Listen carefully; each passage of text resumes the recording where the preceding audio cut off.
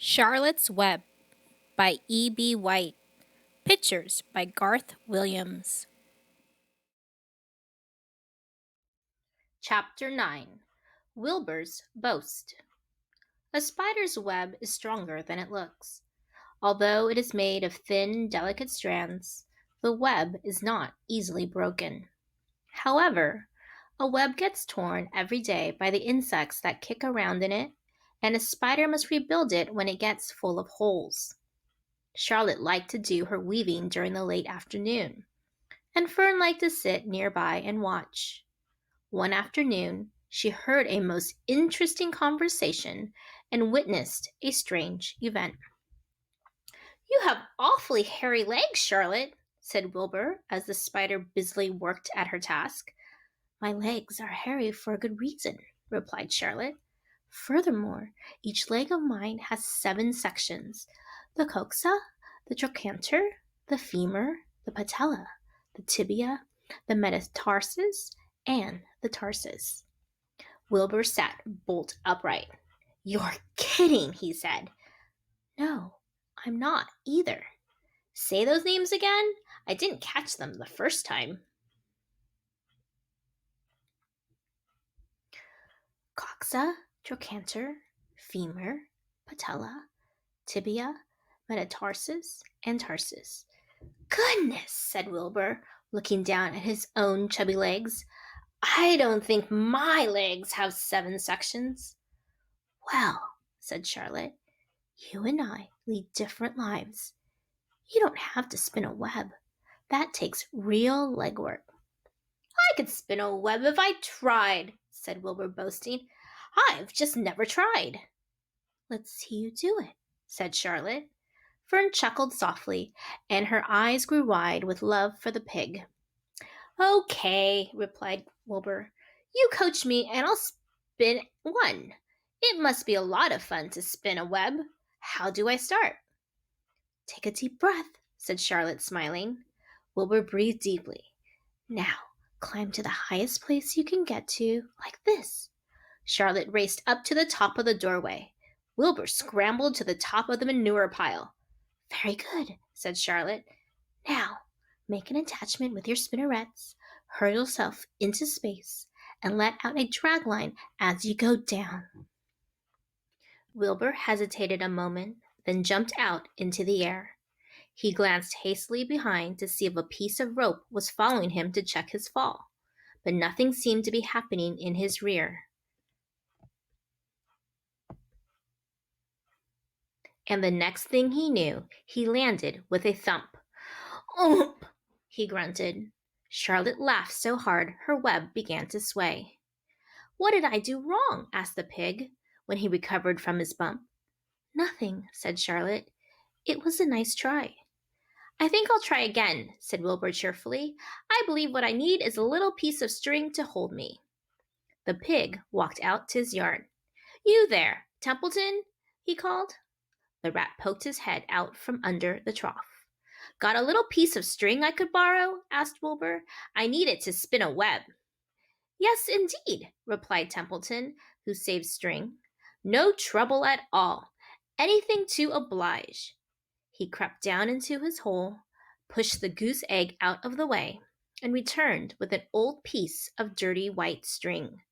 Wilbur examined it. "That's just the thing," he said. "Tie one end to my tail, will you, Templeton?" Wilbur crouched low, with his thin, curly tail toward the rat. Templeton seized the string, passed it around the end of the pig's tail, and tied 2 half hitches. Charlotte watched in delight. Like Fern, she was truly fond of Wilbur, whose smelly pen and stale food attracted the flies that she needed. And she was proud to see that he was not a quitter and was willing to try again to spin a web. While the rat and the spider and the little girl watched, Wilbur climbed again to the top of the manure pile, full of energy and hope. "Everybody watch!" he cried, and summoning all his strength, he threw himself into the air head first. The string trailed behind him, But as he had neglected to fasten the other end to anything, it didn't really do any good, and Wilbur landed with a thud, crushed and hurt. Tears came to his eyes. Templeton grinned. Charlotte just sat quietly. After a bit, she spoke. You can't spin a web, Wilbur, and I advise you to put the idea out of your mind. You lack two things needed for spinning a web. What are they? Asked Wilbur sadly. You lack a set of spinnerets, and you lack know how. But cheer up, you don't need a web. Zuckerman supplies you with 3 big meals a day. Why should you worry about trapping food? Wilbur sighed. You're ever so cleverer and brighter than I am, Charlotte. I guess I was just trying to show off. Serves me right. Templeton untied his string and took it back to his home. Charlotte returned to her weaving. You needn't feel too badly, Wilbur, she said. Not many creatures can spin webs. Even men aren't as good as spiders, although they think they're pretty good, and they'll try anything. Did you ever hear of the Queensboro Bridge? Wilbur shook his head. Is it a web? Sort of, replied Charlotte. But do you know how long it took men to build it? 8 whole years. My goodness, I would have starved to death waiting that long. I can make a web in a single evening. What do people catch in the Queensboro Bridge? Bugs? Asked Wilbur. No, said Charlotte. They don't catch anything. They just keep trotting back and forth across the bridge, thinking there is something better on the other side. If they'd hang head down at the top of the thing and wait quietly, maybe something good would come along. But no, with men it's rush, rush, rush every minute. I'm glad I'm a sedentary spider. What does sedentary mean? Asked Wilbur. Means I sit still a good part of the time and don't go wandering all over creation. I know a good thing when I see it, and my web is a good thing. I stay put and wait for what comes. Gives me a chance to think. Well, I'm sort of sedentary myself, I guess, said the pig. I have to hang around here whether I want to or not. You know where I'd really like to be this evening? Where?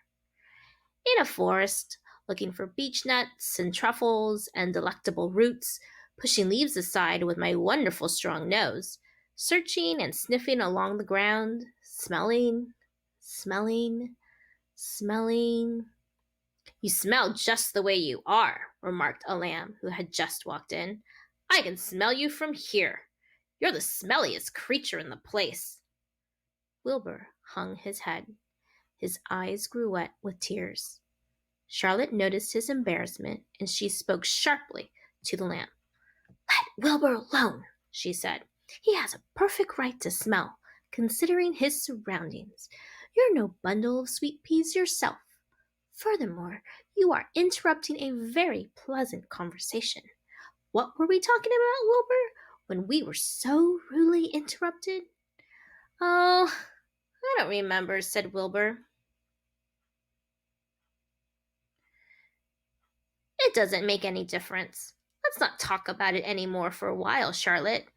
I'm getting sleepy. You go ahead and finish fixing your web, and I'll just lie here and watch you. It's a lovely evening. Wilbur stretched out on his side. Twilight settled over Zuckerman's barn, and a feeling of peace. Fern knew it was almost supper time, but she couldn't bear to leave. Swallows passed on silent wings, in and out of the doorways, bringing food to their young ones. From across the road, a bird sang, Whirpoorwill, whirpoorwill. Lurvy sat down under an apple tree and lit his pipe. The animal sniffed the familiar smell of strong tobacco. Wilbur heard the trill of the tree toad and the occasional slamming of the kitchen door. All these sounds made him feel comfortable and happy, for he loved life and loved to be a part of the world on a summer evening. But as he lay there, he remembered what the old sheep had told him. The thought of death came to him, and he began to tremble with fear. Charlotte? He said softly. Yes, Wilbur? I don't want to die. Of course you don't, said Charlotte in a comforting voice. I just love it here in the barn, said Wilbur. I love everything about this place.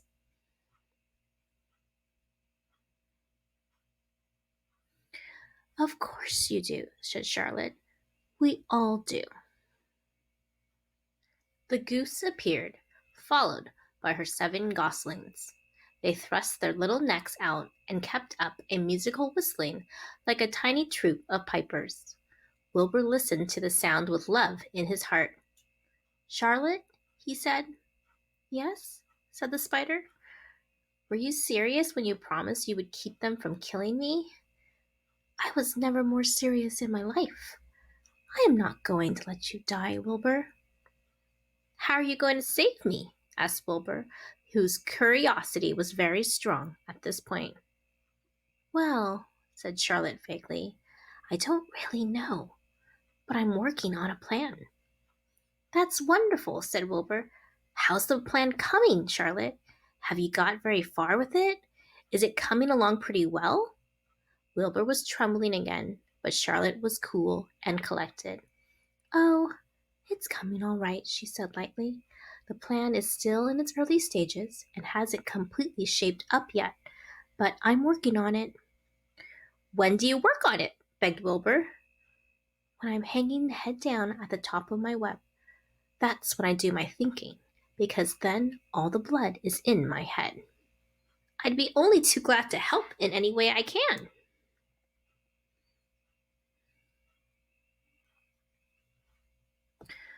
Oh, I'll work it out alone, said Charlotte. I can think better if I think alone.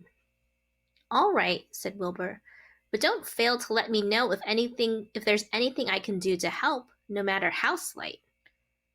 Well, replied Charlotte, you must try to build yourself up. I want you to get plenty of sleep and stop worrying. Never hurry and never worry. Chew your food thoroughly and eat every bit of it, except you must leave just enough for Templeton. Gain weight and still stay well. That's the way you can help. Keep fit and don't lose your nerve. Do you think you understand? Yes, I understand, said Wilbur. Go along to bed then, said Charlotte. Sleep is important.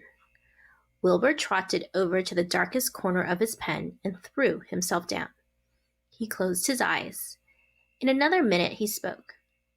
Charlotte, he said. Yes, Wilbur? May I go out to my trough and see if I left any of my supper? I think I left just a tiny bit of mashed potato. Very well, said Charlotte, but I want you in bed again without delay. Wilbur started to race out to his yard.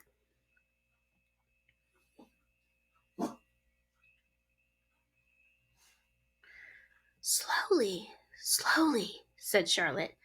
Never hurry and never worry. Wilbur checked himself and crept slowly to his trough.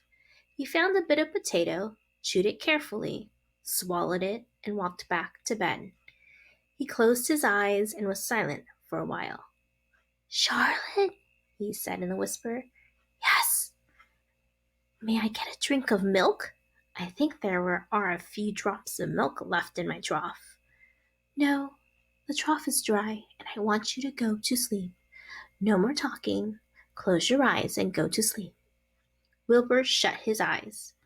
Fern got up from her stool and started for home, her mind full of everything she had seen and heard. Good night, Charlotte, said Wilbur. Good night, Wilbur. There was a pause. Good night, Charlotte. Good night, Wilbur. Good night. Good night.